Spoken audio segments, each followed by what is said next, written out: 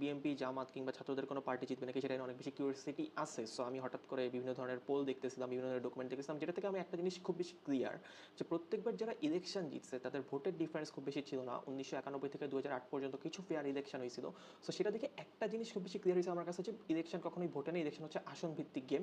আসনগুলো কত বেশি পাইছে, যেমন কিনা 1991 সালে বিএনপি 30.81% ভোট পাইছে এবং আওয়ামী লীগ পাইছে 30.08%, বাট তাদের আসনের ডিফারেন্স 140 এবং 88, অর্থাৎ হিউজ একটা ডিফারেন্স ছিল।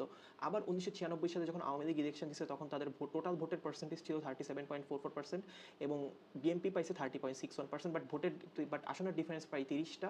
আবার যদি আমি 2001 সালের দিকে যাই তখন পয়েন্ট সামথিংয়ের ডিফারেন্স দুইটা দলের মধ্যে, বাট আসনের ডিফারেন্স যদি যাই বিএনপি পাইছে 193টা এবং আওয়ামী লীগ পাইছে 62টা মাত্র। সো এটা থেকে একটা বিষয় খুব বেশি ক্লিয়ার যে গেম খেলতে হলে, নির্বাচনী ইলেকশন গেম খেলতে হলে আপনাকে আসন ভিত্তিক গেম খেলতে হবে, টোটাল ভোট পার্সেন্টেজ হিসাব করলে চলবে না।